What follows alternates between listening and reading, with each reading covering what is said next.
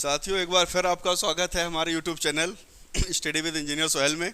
जैसा कि आपको हम पिछली क्लास में अभी संस्कृत की बताया था हमने कि इनकी कोशिश है हर सब्जेक्ट को कवर करने की, तो उसी कवरेज को लेकर ये कर ही रहे हैं कवर हर सब्जेक्ट को। तो देखिए, हिंदी और संस्कृत दो सब्जेक्ट की क्लासेस मैं ही लूँगा, बाकी और टीचर आपको नए मिलेंगे देखने को।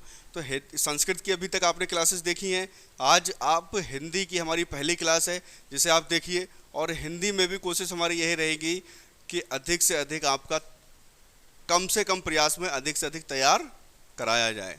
हिंदी में और संस्कृत 30-30 क्वेश्चन आते हैं, पता ही है आपको, ठीक है। हिंदी संस्कृत में बहुत सी चीज़ें कॉमन हैं, जैसे कि वर्णमाला में बहुत सी चीज़ें कॉमन है, संधि आपकी कॉमन है, समास कॉमन है आपके। तो कहीं ना कहीं एक चीज़ है कि अगर आप हिंदी तो देखिए कंपलसरी लैंग्वेज है, आपको सबको लेना ही लेना है। अब हिंदी के साथ अगर आप अंग्रेजी ले रहे हैं या उर्दू ले रहे हैं तो उसके लिए आपको बिल्कुल अलग से मेहनत करनी पड़ेगी। लेकिन अगर हिंदी के साथ अगर आप संस्कृत ले रहे हैं, हमने क्या कहा था, हमने एक बार ये भी कहा था आपसे कि इंग्लिश से एमए वाले भी संस्कृत सेकंड लैंग्वेज के रूप में ले चुके हैं और उन्होंने नंबर इंग्लिश से अच्छे लाए। ऐसे ही नहीं लाए अच्छे, संस्कृत में थोड़ी सी मेहनत करनी है, क्योंकि 50% आपका हिंदी से ही तैयार हो जाता है, या यूँ कहिए कि 50% हिंदी आपकी संस्कृत से ही तैयार हो जाती है। अगर हम भाषा का विकास की बात करते हैं तो देखिए, संस्कृत सबसे पहले निकली, इसके बाद आई पाली, प्राकृत, अपभ्रंश, और उससे आपकी आई है हिंदी। तो देखिए, इसीलिए सीधे सीधे संस्कृत को हिंदी की जननी कहते हैं, माता कहते हैं, क्योंकि अगर हिंदी का जो आज रूप है वो कहीं ना कहीं संस्कृत का ही रूप है।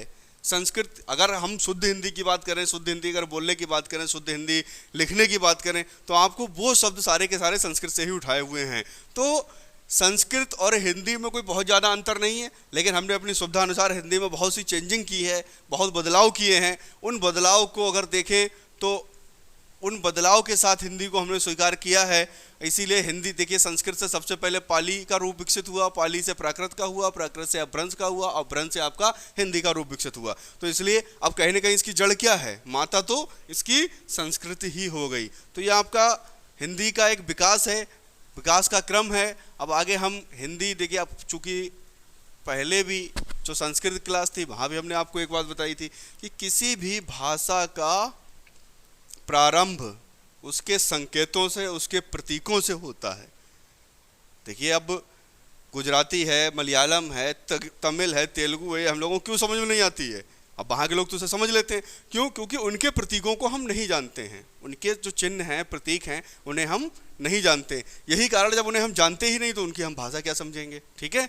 लेकिन अब चूंकि हिंदी के प्रतीक हम जानते हैं, अंग्रेजी के प्रतीक हम जानते हैं, संस्कृत के प्रतीक हम जानते हैं, उर्दू के प्रतीक जो जिन लोगों ने पढ़ी है वो जानते हैं, जिन्हें नहीं पढ़ी वो नहीं जानते हैं, ठीक है। तो बात कुल मिला के ये है कि भाषा जो है वो अपने प्रतीकों से ही पहचानी जाती है, कोई ना कोई उसका संकेत होता है। अब हर चीज़, हर भाषा में इसीलिए उन प्रतीकों से एक निर्माण किया जाता है वर्णमाला का। किसका? वर्णमाला का।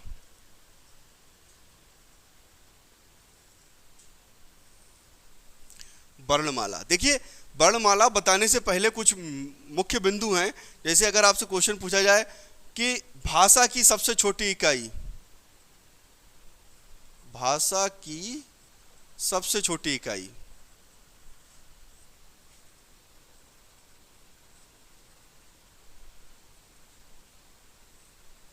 क्या होती है? भाषा की सबसे छोटी इकाई वर्ण होती है, इसे अक्षर भी कहते हैं, ठीक है, या ध्वनि कह लीजिए, ध्वनि भी एक इसकी इकाई है, ठीक है। अगर वर्ण और ध्वनि दोनों दे रखे हैं तो आपको ध्वनि लगाना है, अन्यथा की स्थिति में से तीनों ऑप्शन में से आप कोई भी लगा दें। भाषा की सबसे छोटी इकाई यही, देखिए, वर्ण, ध्वनि। देखा जाए तो ध्वनि से आपके वर्ण निकलते हैं, वर्णों से आपके शब्द बनते हैं, शब्द से आपका एक वाक्य बनता है, और वाक्य से फिर पूरी पूरी भाषा तैयार हो जाती है। तो ये इसकी सबसे छोटी इकाई जो है ध्वनि ही होती है। लेकिन अब ध्वनि जो है बहुत कम मिलती है, कभी कभी ऑप्शन ध्वनि नहीं होती, तो वर्ण है तो वर्ण लिख दीजिए, अक्षर है तो अक्षर लिख दीजिए, ठीक है। इनमें से कोई भी ऑप्शन में है, इन तीनों को लगभग देखिए, ध्वनि आवाज निकली, उसी से वर्ण का निर्माण हुआ। अ हमने ध्वनि निकाली, तब आ को हमने लिखा लिखित रूप में, ठीक है। पहले तो ध्वनि ही निकली। तो चलिए, ये आपकी भाषा की सबसे छोटी इकाई की बात हो गई। अब हम बात करेंगे हिंदी भाषा की वर्णमाला। वर्णमाला क्या होता है? देखिए, माला क्या होती है? माला का तात्पर्य होता है, जैसे कोई भी मोतियों की माला है तो उसमें सारे मोतियों को हम एक धागे में पिरो के और पूरी माला बना देते हैं, जिससे कि वो मोती बिखरे ना। बस इसी तरह जितने भी संकेत हैं, हमारे प्रतीक हैं हिंदी के, या किसी भी भाषा के जो प्रतीक हैं, उन्हें हम वर्णमाला के अंतर्गत जो है, हम माला के अंतर्गत एक पिरो देते हैं, जिससे कि उनका एक व्यवस्थित क्रम बन जाए। और उस व्यवस्थित क्रम से आपका पूरा एक आपको क्या होता है, देखिए व्यवस्थित क्रम से क्या होता है, आपको एक तो उसके पढ़ने में आसानी रहती, उसे समझने में आसानी रहती। अब यही अगर अक्षर आपके इधर से उधर पड़े हों, स्वर अलग हों, व्यंजन अलग हों, मिक्स हों, जैसे अंग्रेजी जो है, अंग्रेजी को हम फनी लैंग्वेज भी कहते हैं। फनी लैंग्वेज क्यों कहते हैं? क्योंकि अंग्रेजी में कुछ भी वैज्ञानिकता नहीं है। हिंदी आपकी एक वैज्ञानिक भाषा है, पूरी की पूरी वैज्ञानिकता पर आधारित है, लेकिन इंग्लिश आपकी फनी लैंग्वेज है। फनी लैंग्वेज क्यों है?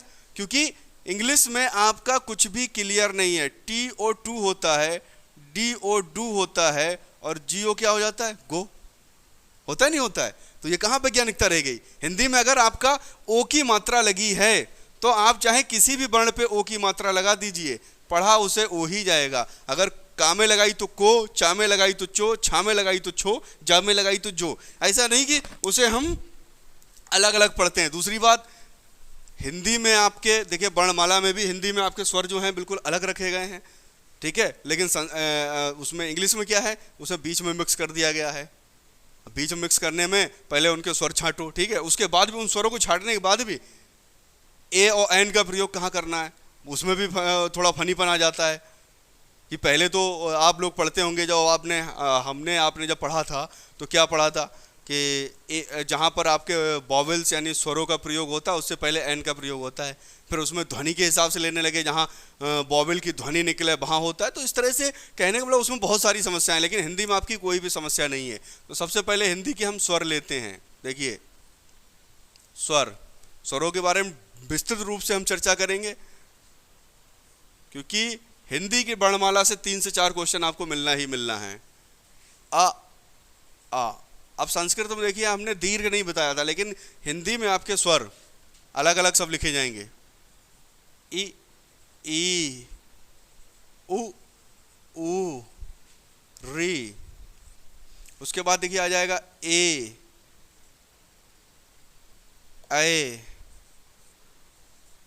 ओ औ। हम देखिए पहले स्वरों पे चर्चा करेंगे, व्यंजन तो हम बाद में लेंगे। स्वर की अगर हम परिभाषा देखें तो जिन्हें बोलने में हमें बहुत कम प्रयत्न करना पड़ता है, या मुख से हमारे हवा वायु निर्बाध रूप से निकलती है, यानी बिना किसी अंग को स्पर्श करे हुए निकलती है, वो आपके स्वर कहलाते हैं, ठीक है।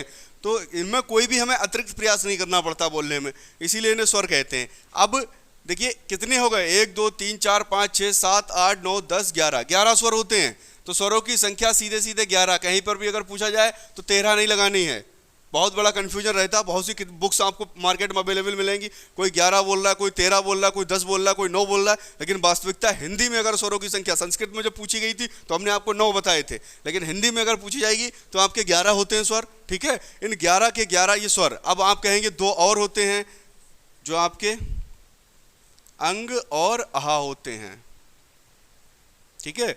बहुत सी किताब वालों ने या प्रकाशन वालों ने इस चीज़ को, पता नहीं लेखक उनके कैसे हैं, क्या सिस्टम है उनका, हम तो नहीं समझ पा रहे हैं। फिलहाल ये दोनों आपके स्वर के अंतर्गत नहीं आते हैं। हालांकि स्वर के अंतर्गत लिखे जाते हैं, लेकिन आते नहीं हैं। लिखे क्यों जाते हैं उसका भी कारण बताएंगे हम। ये हमारा होता है अनुस्वार। क्या होता है? अनुस्वार। और इसे हम बोलते हैं विसर्ग।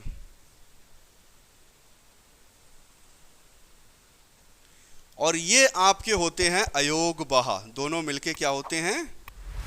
इन्हें बोलते हैं हम अयोगवाह।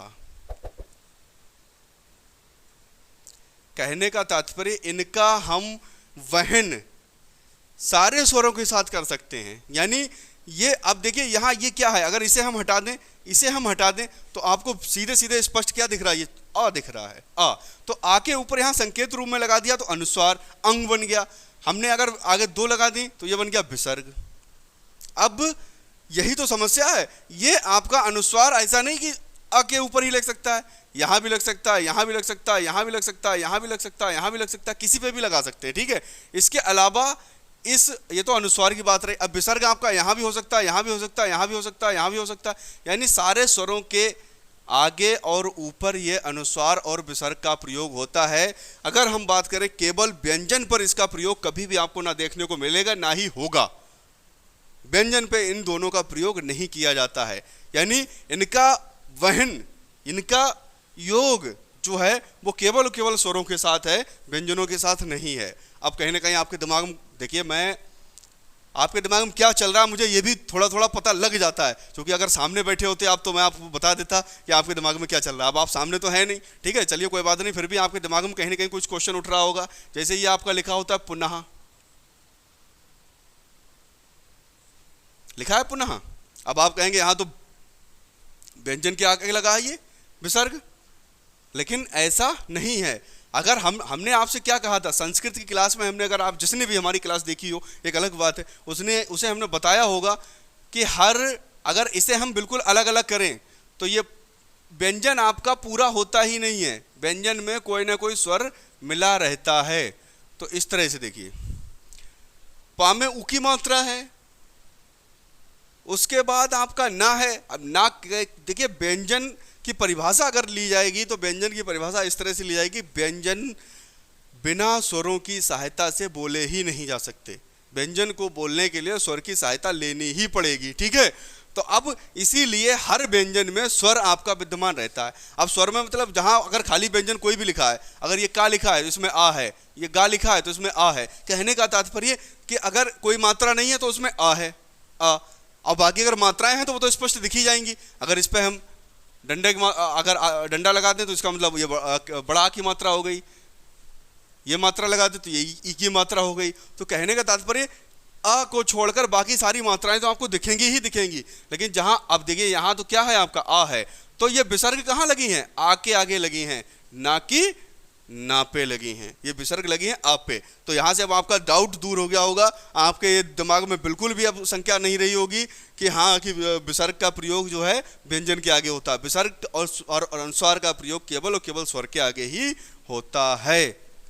जैसे ये आपका लिखा है कंधा, तो अब यहाँ भी ये क्या है, का में क्या है आ, तो का तो केवल है और आ पे अनुस्वार लगा है, तब जाके आपका कंधा बन रहा है। तो यहाँ कहने का तात्पर्य हमारा यही है कि ये जो है दोनों, अब आपकी एकदम शंका दूर हो गई होगी कि इनका प्रयोग, अब यहाँ आप कहेंगे का व्यंजन है, व्यंजन के ऊपर प्रयोग है, लेकिन व्यंजन के ऊपर प्रयोग नहीं है, व्यंजन तो आपका का है और उसके आगे उसमें मिला हुआ क्या है आ, तो आ पे प्रयोग है। कहीं भी अगर हलंत वाला व्यंजन होगा उसके आगे आपको ना तो विसर्ग मिलेगी ना ही उस पर ये मिलेगा, ना तो ये मिलेगी और ना ही ये मिलेगा, कहने मतलब ना तो अनुस्वार मिलेगा और ना ही विसर्ग मिलेगी। तो ये आपकी एक शंका दूर हो गई होगी। चलिए अब हम आगे बढ़ते हैं। तो आपको स्वरों की संख्या अगर क्वेश्चन पूछा जाएगा, क्वेश्चन देखिए कुछ भी पूछ सकते हैं, स्वरों की संख्या पूछी जा रही है तो आपको सीधे सीधे बता देना कि स्वरों की संख्या होती है 11। अयोगवाह आपके हैं हिंदी में दो ही अयोगवाह चलते हैं, बाकी ऐसा नहीं है कि हिंदी में एक, देखिए हाँ अयोगवाह ये चंद्र बिंदी भी अयोगवाह के रूप में आ जाती है। और इसके अलावा आपका एक ये जैसे डॉक्टर पे लिखते हैं ये भी आपका लाघव चिन्ह होता है, ये भी आपका कहीं ना कहीं अयोगवाह के अंतर्गत आता है। अर्धचंद्र जो होता है आपका, ये भी अयोगवाह के अंतर्गत आता है। लेकिन मूल रूप से अगर हम देखें तो हमारे 2 ही अयोगवाह होते हैं। अब इनमें हम बात कर लें, देखिए यहाँ भी मूल स्वर, इन स्वरों को भी 2 पार्ट में बांट देंगे हम, एक मूल स्वर, दूसरे आपके संयुक्त स्वर। संयुक्त स्वर में, चलो संयुक्त लिख दे रहे हैं, संयुक्त स्वर, ठीक है। ये दीर्घ स्वर के ही भेद होते हैं, लेकिन ह्रस्व दीर्घ के बारे में हम आपको बाद में बताएंगे। पहले आप देख लीजिए आपका मूल स्वर और संयुक्त स्वर। तो मूल स्वर में आपका होता है, देखिए मूल स्वर में आपके जितने भी ह्रस्व हैं आ, ई, उ और री। देखिए संस्कृत में री भी आपका मूल स्वर था, यहाँ आपका केवल री, यानी 4 मूल स्वरों की संख्या कितनी हो गई, 4। इन्हें आपका ह्रस्व स्वर भी कह सकते हैं, मूल स्वर या ह्रस्व स्वर। ठीक है, तो अगर मूल स्वर पूछे जाएं आपसे तो ये 4 आपके होते हैं, अ, ई, उ, ऋ। क्वेश्चन इस तरह से आ सकता है, निम्नलिखित में से मूल स्वर है, ठीक है, या मूल स्वरों की संख्या कितनी है। क्वेश्चन किसी भी तरह से आपसे पूछा जा सकता है, हम हर तरह से आप संभावनाएं लेके चल रहे हैं। इसके अलावा अब देखिए बात करते हैं हम दीर्घ स्वर। अगर हम दीर्घ स्वर में देखें तो दीर्घ स्वर में भी देखिए, अब दीर्घ स्वर जो होते हैं तो होते तो सब हैं, सबका मतलब आपके दीर्घ स्वर में आपका ये आ, ई, उ, ए, ओ और औ। ठीक है, तो इनमें देखिए इन्हें हम कहते हैं केवल दीर्घ, और ये हमारे हो जाते हैं संयुक्त। क्या हो जाते हैं? संयुक्त। जैसे संयुक्त व्यंजन होते हैं वैसे आपके 4 संयुक्त स्वर भी होते हैं। दीर्घ स्वरों की संख्या आपकी अगर आएगी तो 1 2 3 4 5 6 7, तो ये पूरे के पूरे दीर्घ होते हैं सब, तो इसकी संख्या 7 मानी जाती है। ठीक है, अब ये देखिए दीर्घ, यहाँ आ प्लस आ अगर मिला दें हम तो आपका हो जाता है आ, ई प्लस ई मिला दें तो आपकी हो जाती है ई, यदि उ प्लस उ मिला दें तो ये आपका हो जाता है उ। तो ये तो हमारी दीर्घ की बात रह गई। अगर हम संयुक्त की बात करें तो देखिए संयुक्त में यदि हम आ और ई को मिलाएंगे तो ये बन जाएगा ए, यदि हम आ और ए को मिलाएंगे तो बन जाएगा हमारा ए, यदि हम आ और उ को मिलाएंगे तो आपका बन जाएगा ओ, यदि हम आ और ओ को मिलाएंगे तो हमारा बन जाएगा औ। तो देखिए जो समान वर्ण मिल जाते हैं वो तो हमारे दीर्घ होते ही हैं। ठीक है, उन्हें हम मतलब जो है संयुक्त नहीं कह सकते। संयुक्त का मतलब 2 विभिन्न स्वर, 2 अलग अलग स्वर, विभिन्न का मतलब अलग अलग स्वर मिलकर एक नया स्वर बना लेते हैं, वो आपके संयुक्त स्वर कहलाते हैं। इनकी अगर संख्या पूछी जाएगी तो संयुक्त स्वरों की संख्या होती है आपकी 4, मूल स्वर 4, संयुक्त स्वर 4, दीर्घ स्वर 7। संख्याएं पर हम इसलिए जोर दे रहे हैं क्योंकि टेट में आपका क्वेश्चन संख्याओं से भी रिलेटेड आ जाता है। यार ऐसे भी पूछ सकते हैं निम्नलिखित में से संयुक्त स्वर होता है, निम्नलिखित में से संयुक्त स्वर नहीं होता है, निम्नलिखित में से मूल स्वर है, मूल स्वर नहीं है। ठीक है, अब ये क्या है, आपका मूल स्वर नहीं है क्योंकि ये 2 आ मिलके बना है, ये 2 ई मिलके बना है, ये 2 ऊ मिलके बना है, तो इन्हें मूल नहीं बनेंगे। ये किसी न किसी से मिलके बन रहे हैं, यानी कहने का तात्पर्य इन्हीं स्वर, इन 4 स्वरों से मिलके सारे के सारे स्वर बन रहे हैं, इसीलिए इन्हें हम मूल कहते हैं और इन्हें हम दीर्घ या संयुक्त स्वर भी कहेंगे। चलिए स्वर आपकी समझ में आ गए होंगे, और नहीं आए तो अब इनके प्रकार देख लीजिए। पहली बात तो स्वर समझ में आ गए हैं, अब इनके प्रकार के बारे में हम आपको थोड़ा सा चर्चा कर लें। स्वर का ही हमारा काफ़ी लंबा टॉपिक हो जा रहा है, कोई दिक्कत नहीं, चाहे भले ही एक की जगह 2 क्लास में हम वर्णमाला को निपटाएं, लेकिन आपको पूरी की पूरी स्थिति क्लियर करा देंगे। देखिए अब अगर हम बात करें स्वरों के प्रकार 3 प्रकार के हो जाते हैं। आपका एक होता है ह्रस्व स्वर, दूसरा आपका प्रकार हो जाता है दीर्घ स्वर, और तीसरा प्रकार हो जाता है प्लुत स्वर।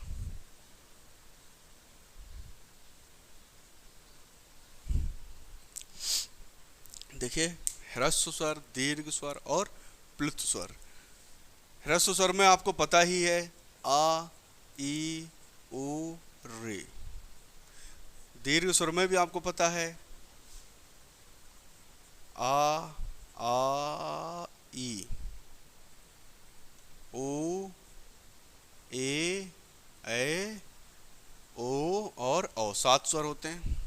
ठीक है, देखिए अब इनकी परिभाषा अगर देखिए लिखना है, अगर आप लिखना चाहें तो अपनी तरफ से लिख सकते हैं कि जिन्हें बोलने में बहुत कम समय यानी पलक झपकने के बराबर समय लगे उन्हें हम ह्रस्व स्वर कहते हैं, जैसे अ, ई, उ, रे। ठीक है, जिन्हें बोलने में पलक झपकने के बराबर समय लगे, और जिन्हें बोलने में उससे दुगना समय लगे उन्हें हम दीर्घ स्वर कहते हैं, अ, ई, उ, ए, ओ, औ। ठीक है, और जिन्हें बोलने में इनसे 3 गुना समय लगे, 3 गुना समय, तो वो आपके हो जाते हैं प्लुत स्वर। यानी प्लुत स्वर अपने आप में कोई अलग से नहीं है, यही जो स्वर हैं इन्हीं के आगे अगर हम इस तरह से देखिए, ये आपका इस तरह से लिखते हो ओम। ठीक है, तो ये जो है इसे सबसे ज़्यादा समस्या आती है, ये क्या है, तो ये हिंदी का 3 है, ये हिंदी की संख्या है 3। इसका मतलब क्या है कि ओ को हम 3 गुना अधिक खींचेंगे ह्रस्व स्वर से, यानी ओम, इस तरह से ओ को थोड़ा लंबा खींच के, ठीक है। तो कहने का तात्पर्य किसी भी स्वर के आगे अगर ए के आगे हम 3 बना दें तो इसका मतलब इस ए को हम 3 गुना अधिक खींचेंगे। यदि हम औ के आगे 3 बना दें, इसका मतलब हम किसी भी स्वर के आगे 3 बना दें तो वो स्वर हमारा प्लुत स्वर हो जाता है। इसका प्रयोग हिंदी में बहुत अधिक नहीं है, लेकिन चूंकि आपका प्रकार है इसलिए आपको प्रकार में इसे पढ़ना ही पढ़ना है। तो स्वरों के ये प्रकार आपकी समझ में आ ही गए होंगे। दीर्घ स्वर, अब देखिए इनमें एक चीज और बता दें, ठीक है, इसे हम एक मात्रिक कहते हैं, एक मात्रिक, क्योंकि इसकी एक मात्रा गिनी जाती है। इसे हम द्विमात्रिक कहते हैं क्योंकि इसकी 2 मात्राएं गिनी जाती हैं। इसे हम त्रिमात्रिक कहते हैं, इसकी 3 मात्राएं गिनी जाती हैं, ठीक है। देखिए एक मात्रिक, द्विमात्रिक, तीन मात्रिक या त्रिमात्रिक, ठीक है। तो ह्रस्व स्वर को एक मात्रिक कहते हैं, दीर्घ स्वर को द्विमात्रिक कहते हैं, प्लुत स्वर को हम त्रिमात्रिक कहते हैं। इस तरह से आप इन स्वरों को समझ सकते हैं। दूसरी बात, अगर चाहे इधर से पूछें क्वेश्चन, चाहे इधर से, आपसे अगर पूछ सकते हैं एक मात्रिक स्वर कौन सा है तो ये सब एक मात्रिक हैं। आपसे पूछें द्विमात्रिक कौन से हैं तो ये सब द्विमात्रिक हैं। आपसे पूछें त्रिमात्रिक कौन से हैं तो त्रिमात्रिक के लिए कोई अलग से स्पेशल स्वर नहीं बना। किसी भी स्वर के आगे अगर 3 संख्या बनी है तो वो त्रिमात्रिक स्वर है। किसी भी स्वर के आगे अगर 3 संख्या बनी है, इस तरह से अगर 3 बना है, ये 3 बना है, ये 3 बना है, अगर इस तरह से 3 बना है तो ये आपका त्रिमात्रिक स्वर कहलाता है। चलिए, ये तो स्वर तो आपकी समझ में आ ही गए होंगे। अब हम थोड़ा सा व्यंजनों पर भी चर्चा कर लें।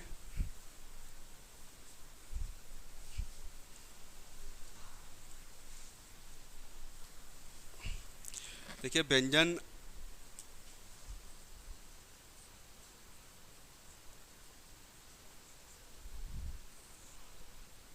कौन कौन से होते हैं, कैसे होते हैं, इन सब पर हम मतलब जो है चर्चा करेंगे। व्यंजनों के प्रकार पर चर्चा करेंगे।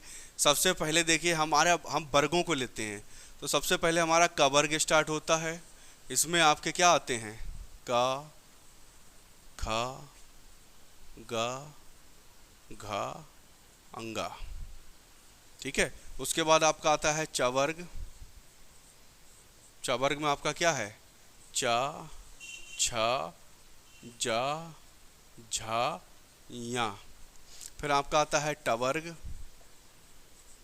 ट वर्ग में आपका है ट, ठ, ड, ढ, ण। फिर आपका आता है त वर्ग।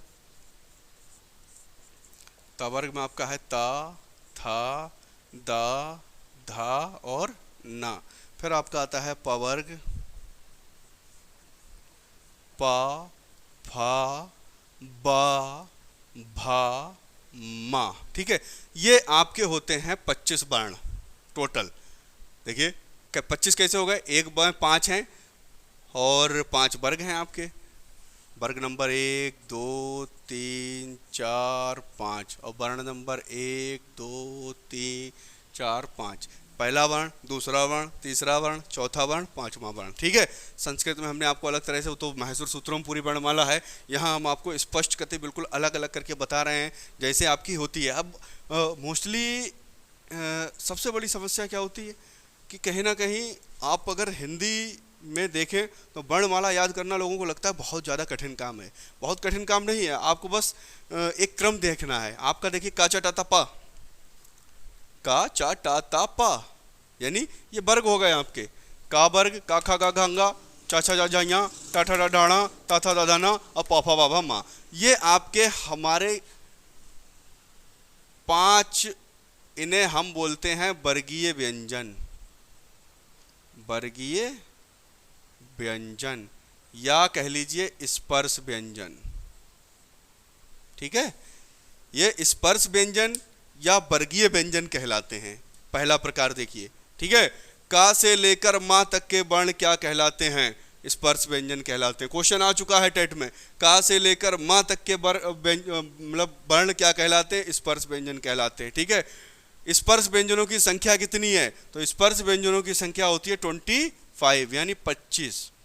हमने 25 कैसे, हमने आपको बता दिए ये 5 वर्गों में रखे गए हैं और एक वर्ग में 5 वर्ण रखे गए हैं, तो 5 25। तो ये आपके वर्गीय व्यंजन या स्पर्श व्यंजनों की संख्या कितनी है, 25। तो क्वेश्चन दोनों तरह से आ चुका है, एक तो इनकी संख्या पूछी गई थी, दूसरी आप ऐसा नहीं है कि मैं ऐसी हवा में बता रहा हूँ क्वेश्चन आ चुका है, आप पीछे के आप मॉडल पेपर उठा के, जो पीछे का कंसल्ट पेपर है आप उठा के देख लीजिए, अगर क्वेश्चन ना आया हो तो कहना, आप मुझसे कमेंट करके बता देना कि हाँ क्वेश्चन नहीं आया था, आपने गलत बताया। क्वेश्चन दोनों आ चुके हैं, का से लेकर माँ तक के वर्ण क्या कहलाते हैं, स्पर्श व्यंजनों की संख्या कितनी होती है, ठीक है। तो ये दोनों क्वेश्चन आ चुके हैं और दोनों ही, अब इसमें से भी देखिए ये वाले जो वर्ण होते हैं 5 वर्गों के 5वें वर्ण, इन्हें हम कहते हैं अनुनासिक व्यंजन, अनुनासिक व्यंजन, ठीक है। तो अगर आपसे क्वेश्चन पूछे अनुनासिक व्यंजन कौन से होते हैं, तो वा या णा ना मा, वायाणा मा, ये आपके अनुनासिक व्यंजन होते हैं, यानी वर्गों के 5वें अक्षर। अब क्वेश्चन इस तरह से भी आ सकता है, देखिए जो आ चुके हैं उन क्वेश्चन को आप रिपीट कर भी सकते हैं, नहीं भी कर सकते, लेकिन अगर पूछ लें वर्गों के 5वें व्यंजन कहलाते हैं तो आपके अनुनासिक व्यंजन कहलाते हैं। या अनुनासिक व्यंजन कौन से कहलाते हैं, वर्गों के चौथे, वर्गों के तीसरे, वर्गों के 5वें, वर्गों के पहले। तो आपको पता होना चाहिए जो लास्ट वाले हैं यानी 5वें वर्ण हैं, इनके उच्चारण में हमें कहीं ना कहीं नासिका का यानी नाक का सहारा लेना पड़ता है। जब नाक का जिन वर्ण, देखिए अनुनासिक क्या होते हैं, जिनके उच्चारण में हमें नाक का सहारा लेना पड़े, नासिका का सहारा लेना पड़े, वो हमारे अनुनासिक कहलाते हैं, ठीक है। चाहे वो स्वर हो चाहे व्यंजन हो, यानी किसी में भी अगर हमें नाक का सहारा लेना पड़ रहा तो वो नासिक के हो गए, अनुनासिक या नासिक के की बात है, ठीक है। इसके बाद अब बात करते हैं हम, हमारे आते हैं अंतःस्थ वर्ण।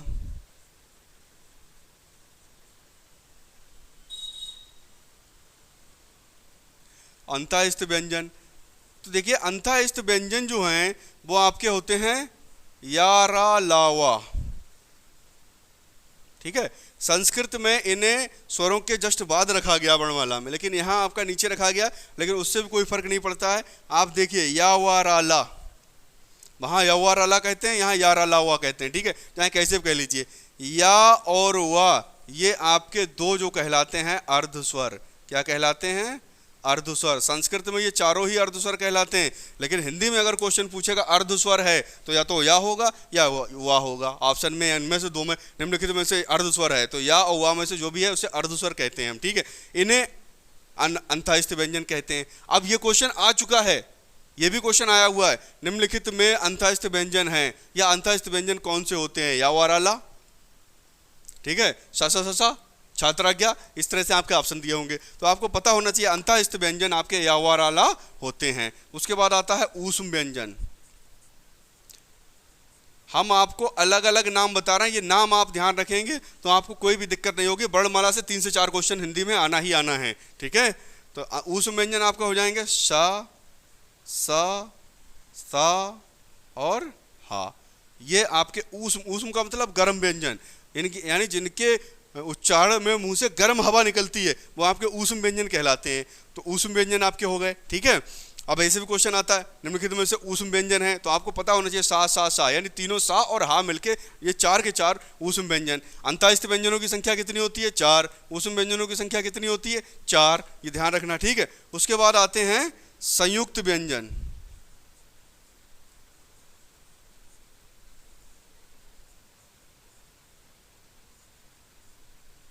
संयुक्त व्यंजन, अब देखिए संयुक्त व्यंजन से भी क्वेश्चन पूछा जा सकता है। यहाँ से क्वेश्चन बहुत पूछे जाते हैं, अंतःस्थ, ऊष्म और संयुक्त, ठीक है।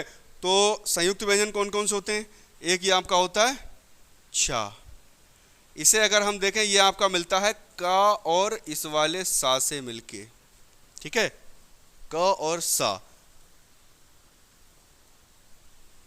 उसके बाद आपका आता है त्रा, ये बनता है आपका मिलके ता और रा से, ठीक, ता और रा से। उसके बाद आता है ज्ञा, इसे ये बनता है आपका ज्ञा बोलते जरूर लेकिन ये ज्या होता है, जा और यहाँ से मिलके बनता है उसे ज्या बोलते हैं, ज्या, ठीक है। लेकिन अब ज्ञा बोलते चले आए, ज्ञा से ज्ञानी, ज्ञा से ज्ञानी, वो ज्ञानी होता ज्ञानी नहीं होता। चलिए देखिए हमारा ज्ञा से ज्ञानी बोलते जरूर हैं लेकिन ये ज्ञा नहीं होता, ये होता है ज्या। क्या होता है, ज्या, जा और यहाँ से मिलकर बनता है, ठीक है। और एक लास्ट वाला आपका बचता है श्रा, जिसे कुछ लोग संयुक्त मानते भी हैं कुछ नहीं भी मानते हैं, ठीक है। ये आपका बनता है आपका शा और रा से मिलके, ठीक है, शा और रा से मिलके आपका श्रा बनता है। ठीक, तो ये चार आपके संयुक्त हो गए। उसके बाद आपका आता है, अब पहले इनके बारे में चर्चा कर लें फिर बताएंगे क्या आता है। ठीक है, तो देखिए क्वेश्चन इस तरह से पूछा जाता है, छा किन दो वर्णों से मिलकर बना है। तो अब जैसे ये क्वेश्चन पूछा जाए, यहाँ छा ये पूछा जा चुका है, दो तीन बार पूछा जा चुका है, छा किन वर्णों से मिलकर बना है।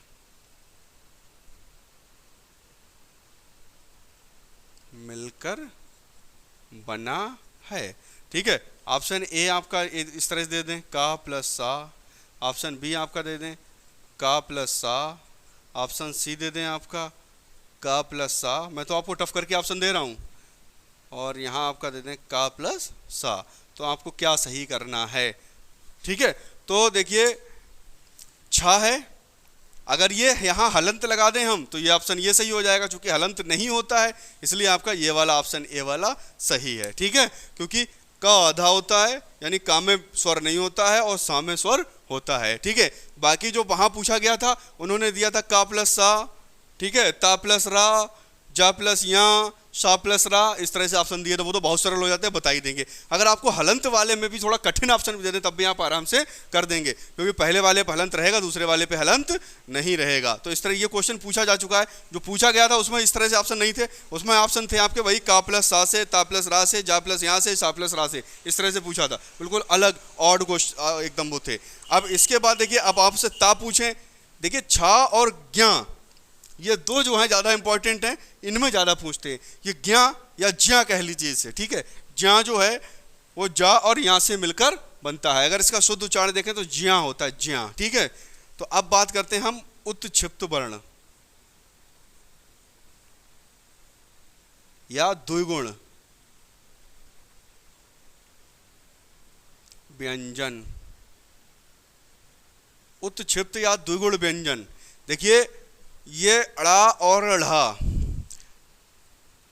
इसमें अगर हम नीचे बिंदी लगा दें तो पढ़ने वाला, ये लड़ने वाला अड़ा बन गया और ये आपका पढ़ने वाला अड़ा बन गया। ठीक है, इन्हें हम उत्क्षिप्त या द्विगुण व्यंजन कहते हैं। देखिए उत्क्षिप्त का मतलब होता है एकदम ऊपर उठ के नीचे गिरना। उत का मतलब उठना, क्षिप्त का मतलब गिरना। ठीक है, तो उत्क्षिप्त का मतलब होता है कोई उठकर गिरना, यानी जिनके उच्चारण में हमारी जीभ तेजी के साथ ऊपर उठकर एकदम नीचे गिरे। जैसे अड़ा अड़ा बोलिए, ऊपर उठेगी फिर तुरंत नीचे गिरेगी। ठीक है, तो वो आपके कहलाते हैं उत्क्षिप्त वर्ण। और ये उत्क्षिप्त वर्ण ऐसे हैं, ये आपके यहाँ नहीं होंगे, यहाँ से ये लिए जरूर गए लेकिन इसमें नीचे बिंदी लगाते हैं, अड़ा और अड़ा बनना। ठीक है, और इन वर्णों से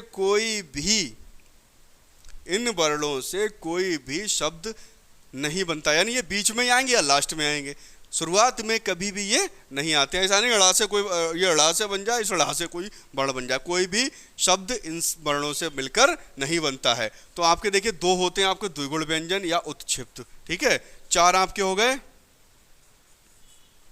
संयुक्त, 4 2 6 4 10 4 14 और 25 कितने हो गए 39। कितने हो गए 39 आपके क्या हो गए व्यंजन। अब टोटल कितने होते हैं देखो, दो आपके हो गए अयोगवाह जो स्वरों में बताए थे हमने, और आपके 11 हो गए स्वर। तो कुल मिला के इन्हें जोड़ दीजिए 52 वर्ण बन जाते हैं। ठीक है, तो हिंदी वर्णमाला में 52 ध्वनियाँ मानी जाती हैं। बाकी अलग अलग विद्वान हैं, उनकी सबके अलग अलग मत हैं, लेकिन चूंकि आप टेट की कंपटीशन पढ़ रहे हैं इसलिए आपको सारे विद्वानों तक नहीं लेके जाएंगे हम, जो मेन निचोड़ निकल के आया हम वही बता रहे हैं, और उसके लिए आपका 52 वर्ण माने जाते हैं। ठीक है, तो ये आपकी हिंदी की वर्णमाला पूरी हो गई। इस वर्णमाला में अगर कहीं भी कोई दिक्कत है तो आप बताना और कमेंट करके हमारी क्लास, अगली क्लास में हम आपका जो भी कमेंट आपका इस क्लास से आएगा, जहाँ भी समस्या आएगी वो हम अगली क्लास में आपका पूरा का पूरा डिस्कशन करेंगे। बाकी इनका हम उच्चारण स्थान वगैरह भी आगे डिस्कस करें। अभी वर्णमाला ऐसा नहीं पूरी हो गई, अभी इन्हीं वर्णमाला से कई चीज़ें अभी निकल के और आएंगी। फिलहाल आज के लिए आज की क्लास इतनी ही।